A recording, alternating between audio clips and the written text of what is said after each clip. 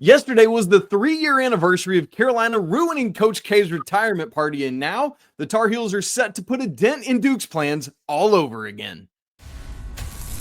This is Tyler Hansbrough, and you're listening to Locked On Tar Heels. You are Locked On Tar Heels, your daily podcast on the UNC Tar Heels. Part of the Locked On Podcast Network, your team every day. Hey there, it's Thursday, March 6, 2025. Welcome into the Locked On Tar Heels podcast, the only daily North Carolina show out there. I'm your host, Isaac Schade. You're joining me at the place to get your Tar Heels content every single day. It's all part of the Locked On Podcast Network. Thanks for making us your first listener watch to get your Thursday going the right way. Special shout out to all the everydayers joining us, all the Locked On Tar Heels Discord, and of course our Locked On Tar Heels insiders. Today's episode is brought to you by the all-new 2025 Nissan Armada. Stay with us for the Armada Team of the Week coming up later in the episode. Joining me today is our guy, Coach Pac Kilby. Brother, it's great to be together. As you listen to or watch this, what you need to know is Pac's team, the Dale Pirates, are playing in the quarterfinals of the Oklahoma High School State Championships, and that was tipping off at 9 a.m. Central Time. We'll talk more about that later in the show, but just wanted to say right out of the gate, good luck to you, Pac, today. Also, Coach Rob's team is having their selection show today, Thursday, and he'll be with us on tomorrow's show, and we'll talk more about that. I also want to remind you, it is a 2-episode Thursday. We have another episode that I recorded with Joe Tipton of Tipton Edits or of On3, and that'll be out today as well, talking about some recruiting stuff for Carolina. And I asked him about that anonymous coach who talked about Carolina's talent level. So you can go watch that as well. Coming up on our show today, though, right here, right now, we're looking at what it is. Carolina has completed this 6-game winning streak. What's allowed it to happen? We want to update on the ACC tournament picture. And Jae'lyn already had a little update literally as we pressed record. And so we want to talk about that. But Pac, here's where we got to start. And this is a question you texted me on Wednesday, and I thought it was a phenomenal question. And so this is going to be our first conversation today. Does North Carolina, playing its best basketball, have a legitimate shot against this Duke team? I'm going to leave it general like that. You answer it. Well, man, the reason I asked this because I'm genuinely curious what you might think or what the listeners might think. In my own thoughts, I think Carolina has a great shot. For one, we're just playing great basketball right now, and we have not played this level of basketball against any of the other good teams on our schedule, really. And so this will be a chance to showcase our best against a really good Duke team. And I like that challenge. I think that presents a really good challenge for us. But I also think there's just some other factors going on that could potentially bode in Carolina's favor. For one, it's in Chapel Hill. In our gym, our court, senior night, right? So it's going to be a big deal. It's going to be one that we're going to be locked in for. I mean, not just because it's Duke, but because it's senior night. And the other thing is Jai Lucas or Jay Lucas, I'm not really quite sure how you say his name, took the Miami job. And so I know he's going to be with them through the remainder of the regular season, but that's still a distraction. And so it does kind of beg the question, could it be just another thing that kind of gets in the way of their focus and what's really going on that could potentially bode in Carolina's favor? So there's some things going on there, but most importantly, we're playing our best basketball. And I am really excited to see if we can continue that against a really good basketball team. And I think that we can. Now, I'm not saying we're going to win, but I think there's a chance for us to win. There's a world where if we keep playing this well, we win that game. Pac, as I started thinking about my answer to your question, is why I brought up what I said in the cold open about this yesterday being the 3-year anniversary of the Iron 5 game of beating Duke at Duke to end Coach K's regular season career. As I thought about that game and everything that was going on around that time, I thought, it's interesting timing because the world we're living in right now has some shades, with no pun intended to my own surname, of 2022 and that game that Carolina won. The Tar Heels that season were in desperate need of a quad one victory to get some help in terms of their resume so that they could be solid in the field. Same is true right now. Carolina had really started to find themselves, was playing wildly better basketball going into that game. Same is true right now. Carolina's stretch four, somebody that you might or might not be familiar with, Pac, had found himself down the stretch of that season, was on fire from three. The same is true right now. That would be Brady Manick, and now it's Jalen Withers. Duke, in that season, had thrashed North Carolina in the Dean Smith Center in the first game. Same is true of this year. So, and you just said it, man. I'm so glad you went there. That year, Duke had a massive distraction leading up to that game with all the retirement festivities. Let's just go out here and parade around because there's no way Carolina could ever win that basketball game. It was like they never even considered it. And boy, did that make it all the sweeter. And now, as you said, there's the distraction of this is going to be Jay Lucas's last game on the Duke basketball staff, and then he's leaving to go to Miami literally after that game. Why? Because transfer portal. I get it. I understand it. But the timing of his departure has to be a distraction for them. It feels odd. You know, like if it was football, you see this a lot of times in college because it's like, I'm not going to stick around for a meaningless bowl game, right? But that's not the situation Duke's in. This team has national championship aspirations. And I think this could be enough of a distraction to lead them in the wrong way. So I think you're spot on with that. So for all of those shades of 22 reasons, I think I felt the same going into that game of like, boy, this is a massive uphill battle. And then Carolina went out and did what they did. So playing its best basketball, does Carolina have a shot at Duke? 100% they do, to answer your question, Pac Kilby. And I think a lot of it, and we'll talk about this more in the next segment, is just the offense is absolutely on fire for a gajillion reasons right now. But I'll just frame it by saying that all 6 games of the 6-game winning streak, they've scored 1.3 points per possession or greater. Pac, what responses do you have to what I said or anything else you thought about as I was talking? Well, you hit the nail on the head so well. I don't know that I really have anything to add to that, really, other than just say ditto. You know, I mean, I think you're spot on. There is shades of the 22 season, and for more maybe than what you just said, I feel like it's kind of a similar situation for Hubert. You know, it's kind of like that year. I think there was a lot of people like questioning. You know, is this right? Is this are we going to be able to play good down the stretch? You know, whatever. Waiting for him to prove himself, and in a lot of ways, there's still some of those questions now. So it's kind of like, you know, sometimes when your back's against the wall and you've got to show up and you've got to respond, you just find a way to do it. And it's not necessarily that Carolina's back is against the wall in the sense that we've been playing really well for the last 6 games, but there is still that looming NCAA tournament question. So in some ways, our back is against the wall, and we do need to show up, and we need to play well. And if we can do it, by gosh, we need to win the game, because that, in my mind, would secure our NCAA tournament berth. So there is that too, you know, that back against the wall mentality. And so I hope that we can show up and play really well like we have been, because if we do, I think we're gonna be right there, giving ourselves a chance to win the game. Obviously, we're going to preview this game much more on the Friday show. Coach Rob will be with me. But Pac, let me ask you right now, and I didn't prepare you for this, so I'm going to ask you to answer this on the fly. Carolina wins this game if they do these 1, 2, 3 things really well, as we're thinking about, you know, to the frame of your question. If Carolina is playing its best ball, do they have a shot against this Duke team? So dive down on that. What are 2 or 3 specific things that if Carolina does this, I really legitimately think they could win? Well, I'll start with just continuing that tenaciousness and togetherness defensively. I think that is the starting point. We've got to be committed to guarding. We've got to be committed to rebounding the ball really well as a unit, right? I mean, it's not Jalen Withers and Vin Allen Lubin. It's Carolina basketball. Can they go in and rebound in that game, offensively and defensively?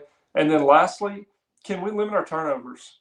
I think if we guard and we rebound and we don't give them extra possessions, we're going to have a great shot to win that game. I like that a lot. I was just looking back. If my memory is right, Pac and I haven't started putting my notes together for this game yet. So I'm pulling up the box score from the last one. Carolina out rebounded it. Yeah. 31-26 on the glass, including having more offensive rebounds and tied in defensive rebounding. And so that's really encouraging. But the problem is that Duke actually led second chance points 9-5.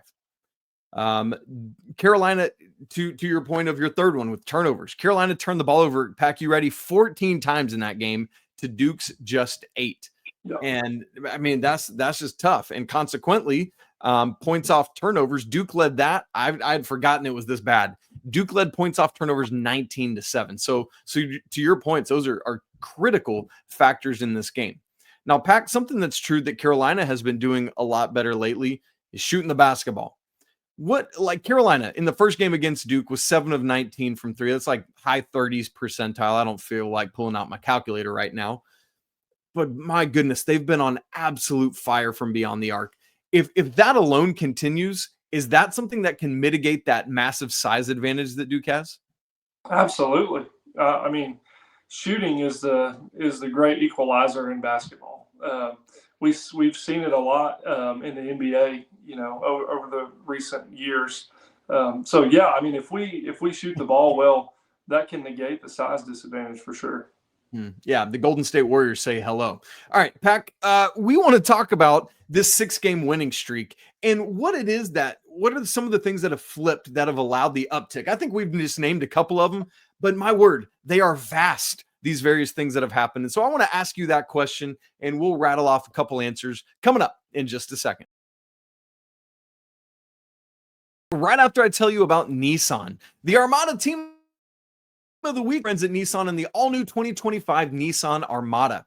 Each week, our Locked On college basketball experts, one of them being yours truly, are picking one team that stands apart. From top-seeded stars to the unexpected upsets, these guys showcase the strength and sheer power needed to push their team forward. This week's Armada and clear-cut team of the week is the Houston Cougars. Since joining the Big 12 last season, the Cougars have gone a combined 33-4 in conference games, winning the regular season title by multiple games both years. There is no team in college basketball that more capably embodies the rugged Armada than Kelvin Sampson's squad. Houston's tenacious defense leads the nation in fewest points allowed per game for the second straight season. So when it comes to the Nissan Armada, they say go forth and conquer, and that's exactly what the Houston Cougars have done.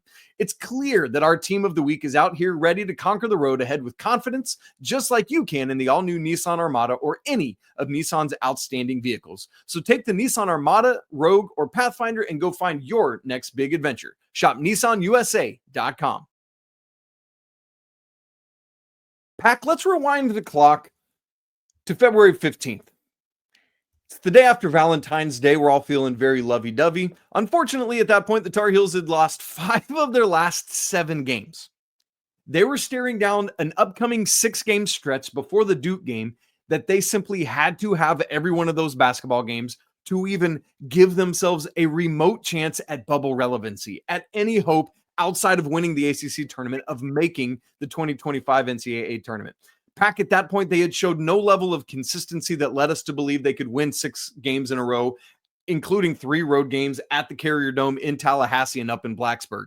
And here we sit, this episode airing on Thursday, March 6th, and by George, they've done it. They reeled off 6 games in a row, Pac, winning all of them, yes, against inferior opponents, but as I've been saying, they went to overtime at home against Boston College. So none of these were a foregone conclusion. And Pac, it's crazy. And now they've put themselves in a position where they have a legitimate shot to make this NCAA tournament. But I want to do a little bit of looking back on this stretch, because this to me has looked like a wildly different basketball team. What in your mind can we attribute this uptick to?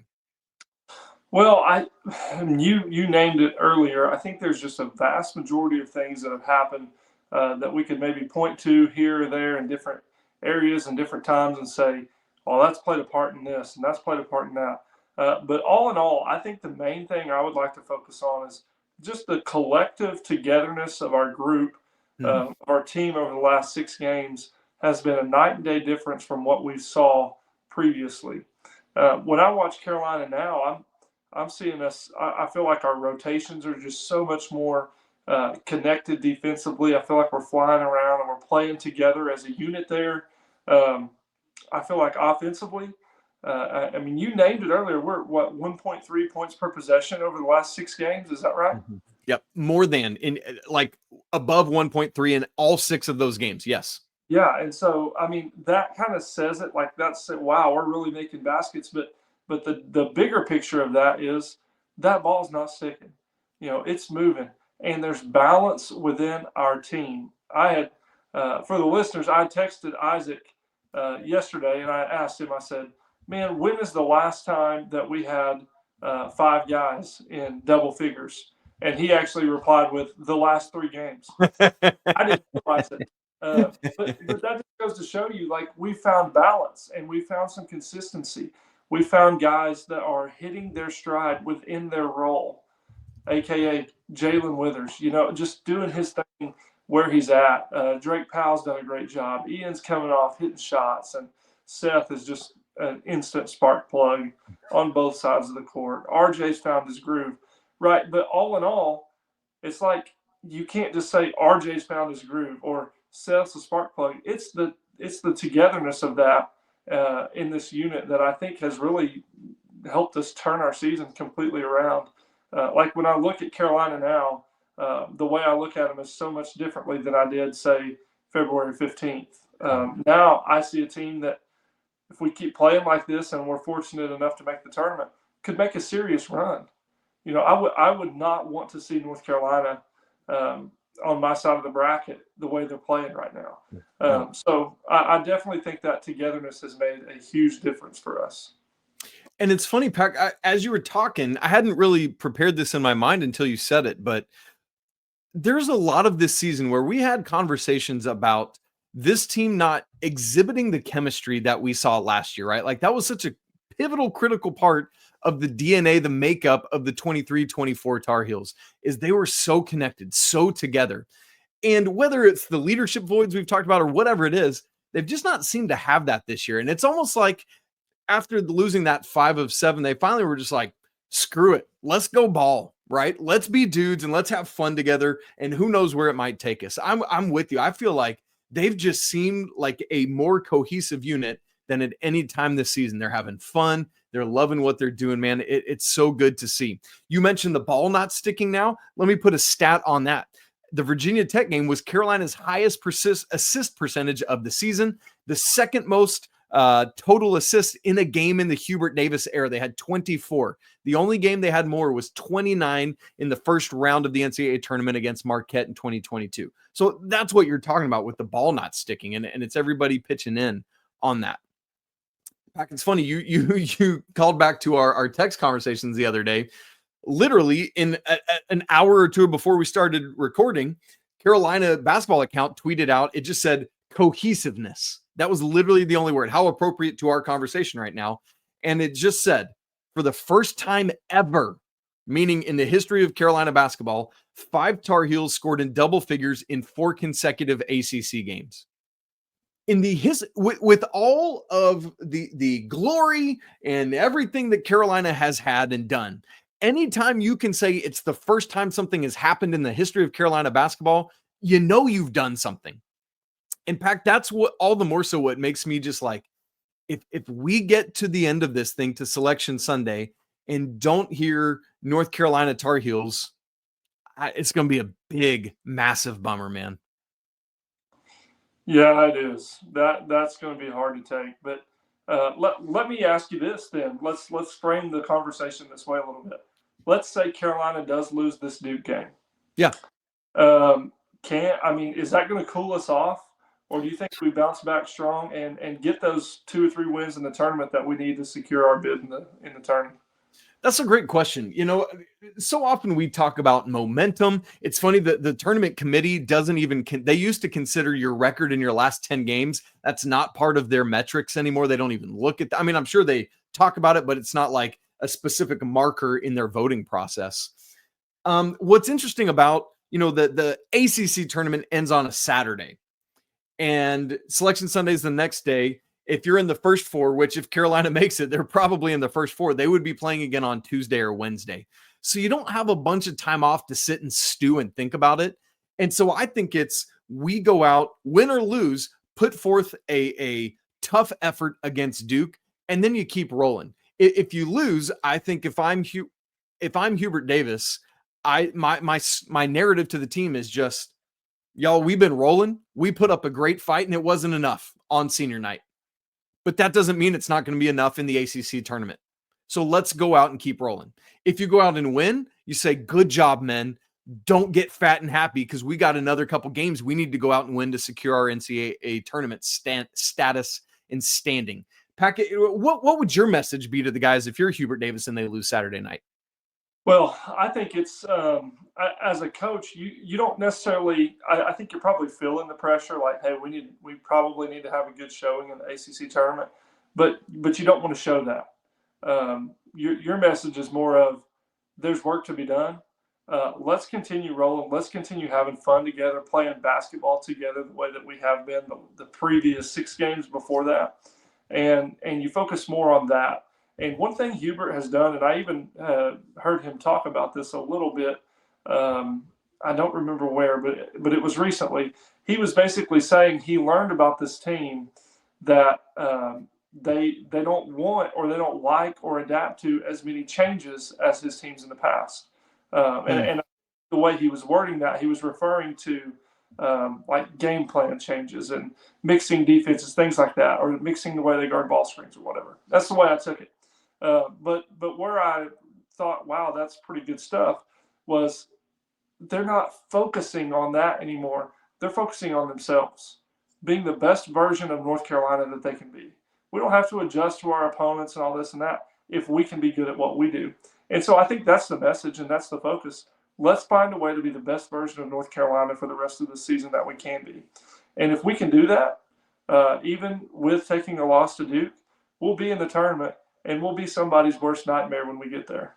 Ooh, I like that, man. Pat getting spicy over here today, but I think you're just speaking truth, right? That's not hyperbolic. That's not hot takey. I think what you just said is something that I can co-sign and get behind. So I'm right with you there. Now, Pac, we got to look ahead to the ACC tournament because, yes, there's the Duke game, but then there is the ACC tournament ahead. Where's Carolina sitting right now? What are the possible seeds? And also, you guys, the Tar Heel women start their ACC tournament path today, Thursday. Also, similar to Pac, it's an early morning tip. We'll get all that ready for you in just a second.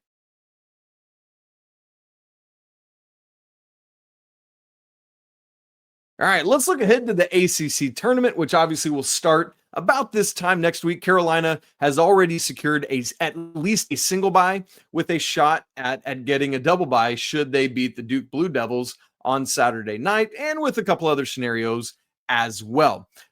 Pac, it was fun. Last week, you and I talked about the ideal landing spot for the Tar Heels. Do you want to be the 6, the 5, the 7? What gives you the best opportunity to maybe find a winnable quad 1 game? It's a really interesting thing to process. Now, as we've been talking about, you go out and you beat Duke Saturday night and you're like, man, anything we do next week is gravy, right? So that is still the goal and the aim and the focus. Part of the problem, Pac, and I think I said this on the show earlier in the week, there were only 5 teams in the ACC right now that qualify as a quad 1 game on a neutral floor. Fortunately, one of those 5 is the Tar Heels, and they can't play themselves. So there are only 4. Did you know that? You actually can't play yourself in a basketball game? I'm not sure if you were aware of that. Yeah, this is news to me. I was told when I learned that. I know you've been coaching for a long time, but it's just a new rule that's on the books, and so I just wanted to make sure you were up to speed on it. As for those other 4 teams, it's obviously Duke, it's Clemson, it's Louisville, and SMU. Obviously, SMU is the most winnable of those 4 games, so you'd love to somehow find a way to get to play SMU in the ACC tournament. But if not, you go out and you play. So, Pac, let me unpack really quickly here the possibilities. Carolina, still, the highest they could be is 4. The lowest they could be is 7. Currently, Carolina and SMU tied at 13-6. Wake 12-7. Stanford's literally playing at Notre Dame as we speak. Currently, the Cardinal, no S on the end of that, remember, are up 6. Each team has 1 game left after tonight. Carolina obviously hosts Duke. SMU is at Florida State. Wake Forest hosts Georgia Tech. And then Stanford has to go to Louisville. Good luck there. Here's the problem, Pac, as we start to get into this. Carolina, the only of those three teams they hold a tiebreaker against is SMU. Carolina lost to Stanford at home and Wake Forest at Wake Forest in back-to-back games by 1 point. Ooh, gross. If we had won those two games, we wouldn't even be worrying about the bubble conversation right now because we'd be in safely. Anyway, it's plain and simple for Carolina. If they beat Duke, they're the 4 seed. It doesn't matter what any of these other teams do, Pac.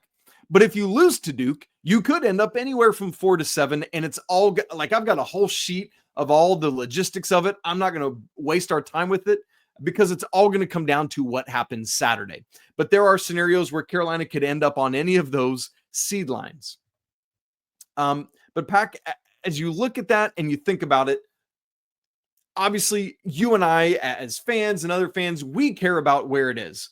What is your message if you're Hubert Davis? Like, I'm thinking beyond Saturday, after you've played Duke, because obviously right now he's not talking about anything but that.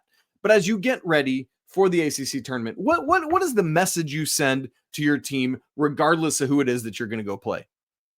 Well, I think this year, or this time of year, is about playing your best basketball, and I think that's the message, and that's the focus. Is who cares who we're playing? Who cares who's on the bracket? That's matched up with Carolina.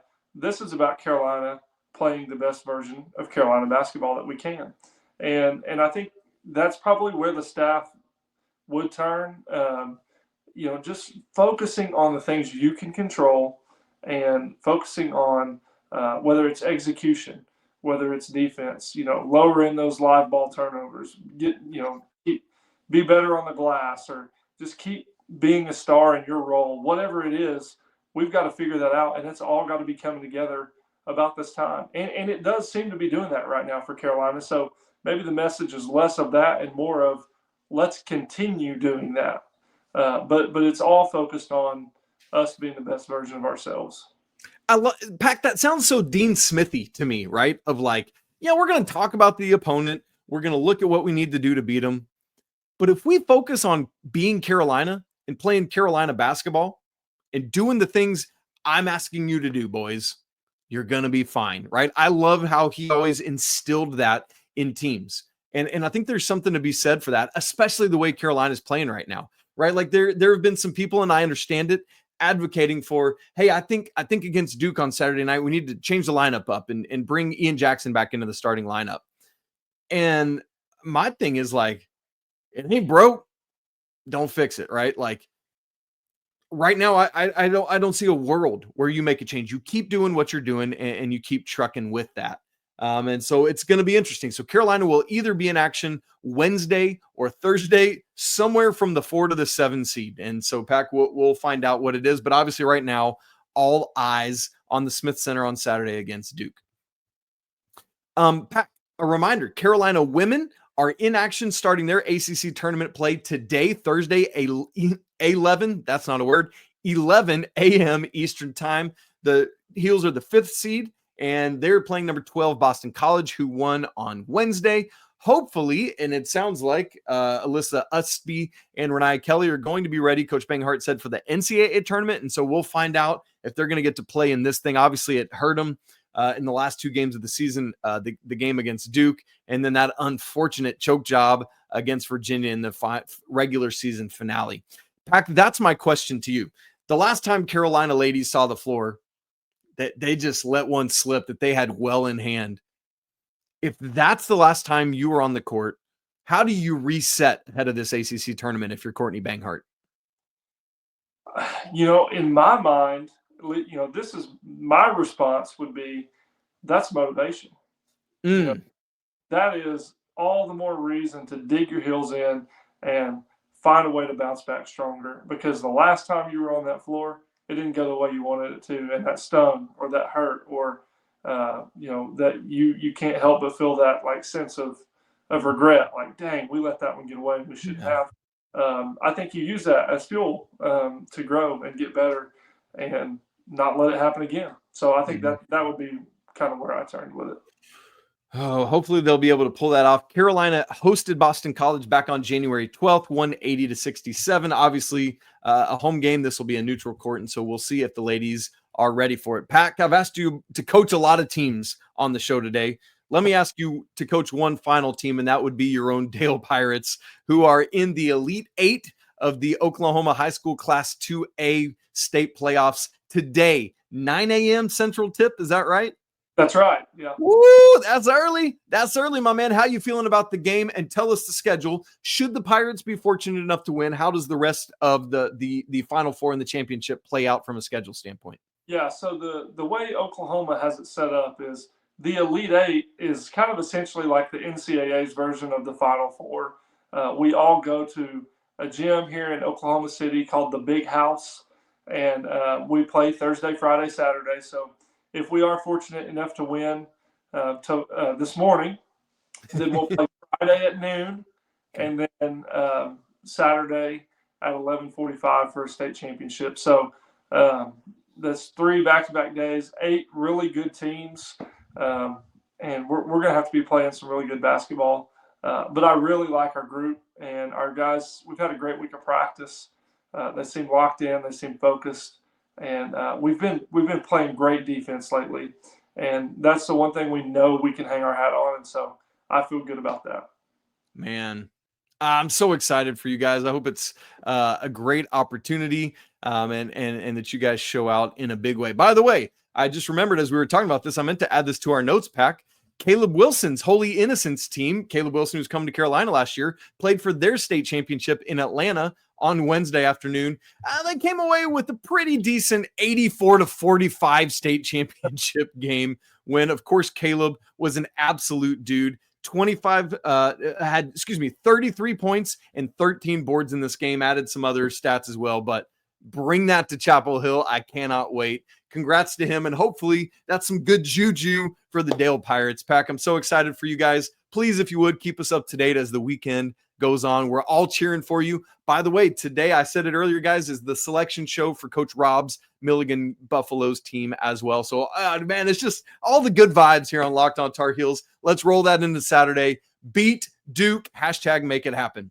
You guys, if you've not subscribed to the show already on YouTube, come on and make sure you are in for this thing. Hit the bell notification so you get notified anytime a new episode drops or we go live, which you know that we will be doing after the game on Saturday. Good grief. Win or lose, I'll be here with you. We'll either have our tissues and be wiping up the tears or celebrating massively. All right.